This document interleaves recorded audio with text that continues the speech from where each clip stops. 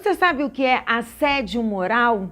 Assédio moral é colocar a pessoa em situações humilhantes e constrangedoras de forma repetitiva no ambiente de trabalho. Mas existe a diferença para assédio sexual. Vamos falar sobre isso hoje.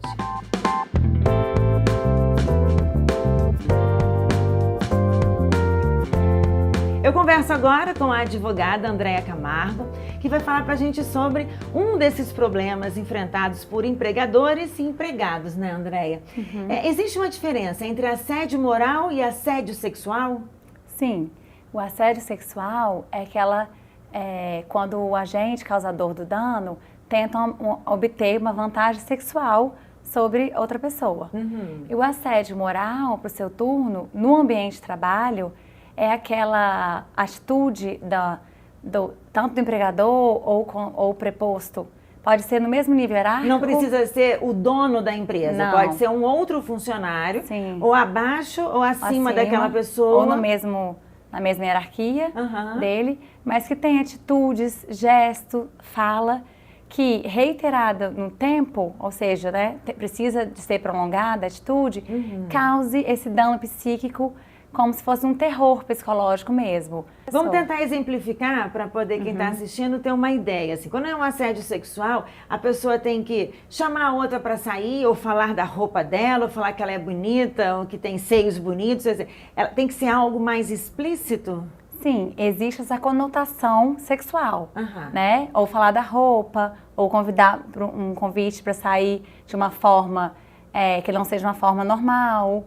Ou mandar mensagens. Impor essa conduta, pessoa, né? Isso, essa conduta reiterada. Né? E no assédio moral, é uma pessoa chamar atenção no grupo, na frente dos outros funcionários, ou fazer um terror, assim, você não trabalha direito, você nunca vende, ou você...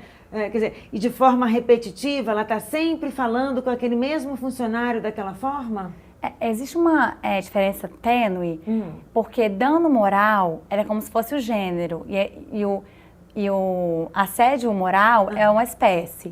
Então, por exemplo, esse falar, constranger, humilhar, pode ser considerado como dano moral. Não necessariamente esse dano moral tem que ser reiterado. O assédio moral para o seu turno, é essa conduta que não necessariamente precisa do constrangimento.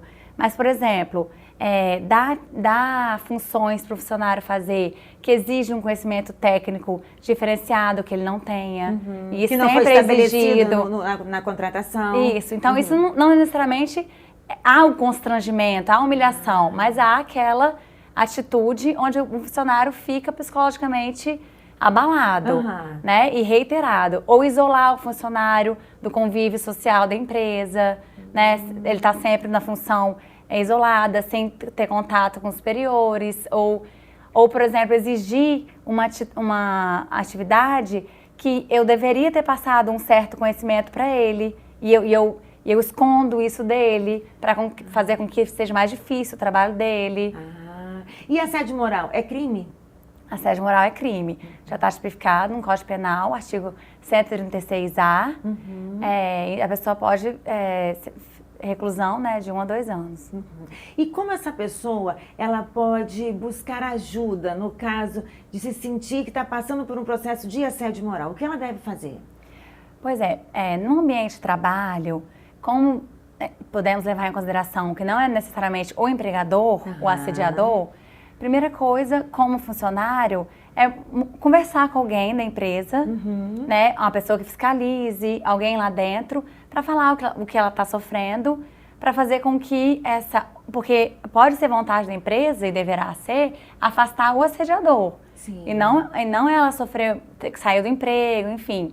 Então, eu sempre acredito que a busca na empresa é uma busca mais fácil da solução ser melhor para ela. Então, buscar o diálogo com essa empresa é fundamental. É o primeiro passo, né?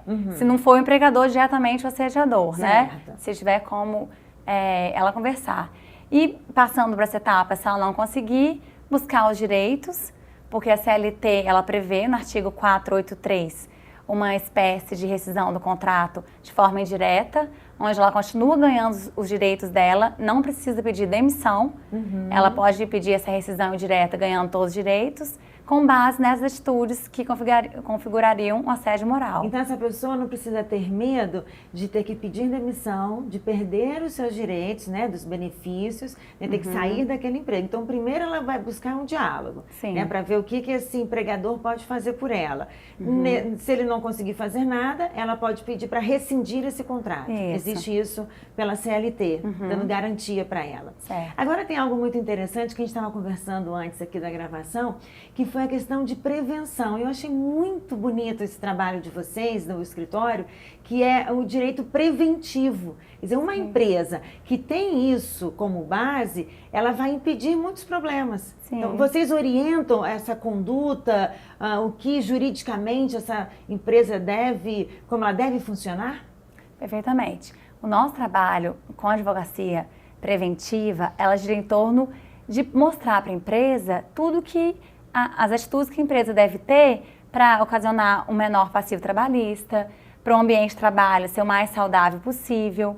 Então, os empresários, eles precisam dessa informação, que muitos erros são cometidos por falta de orientação. Não só nos contratos cíveis, como nos contratos trabalhistas, regimento interno, como que a empresa ela administra todo esse ambiente de trabalho, mas também, por exemplo, damos palestras informando o que é uma advertência, uma suspensão, toda essa questão trabalhista e o assédio moral, por exemplo, ele cabe muito bem à palestra, por exemplo, nas empresas, informando para os gerentes, os cargos, né, de coordenação, como fiscalizar isso da empresa.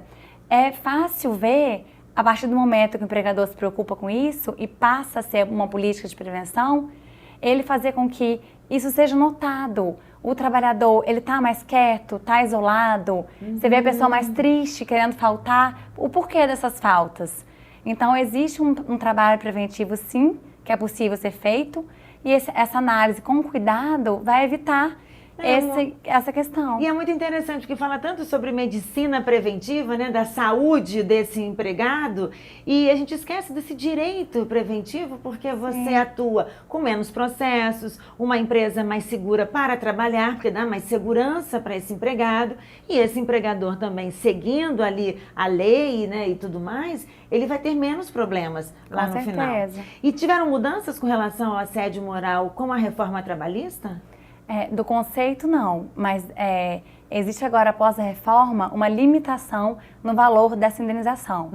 Então, antes um pedido de dano moral, o juiz estava distrito ao pedido do empregado, né? Então, pode ser 100 mil, 200 mil, 300 mil. Hoje não, hoje há um limite no valor dessa indenização, onde a reforma trouxe 4 categorias. Uma categoria leve, uma grave, uma média e uma gravíssima. Então, até 3 salários mínimos configura leve. Que até 3 salários com base sempre do empregado. Então vai ter sempre a base do salário do empregado. Do empregado. Então ele vai entrar numa dessas categorias. Isso, até 3, até 5, até 20 e até 50. Então o máximo é 50 vezes o salário do trabalhador. Então, acho que a gente pode falar que o diálogo é sempre importante e a prevenção é fundamental, porque esse trabalho que vocês fazem deixa o empregador muito mais confiante, né, e o empregado também. E claro que tem muitos assuntos ainda, que com a Andréia eu paro aqui sobre assédio moral, mas eu vou conversar com a Ângela, que aí esse é um outro vídeo que você vai ver. Andréia, muito obrigada por me receber Obrigada aqui. Obrigada a você, Thaís, pelo convite. Adorei, parabéns pelo escritório. Obrigada. E agora eu vou conversar com a Ângela num outro vídeo que você vai ter que ver. Eu vou falar sobre taxa de marinha. Isso, olha, é uma polêmica e tem muita gente no Brasil, né, que passa por esse problema. Então fica ligadinho no meu canal, me acompanhando e sugerindo.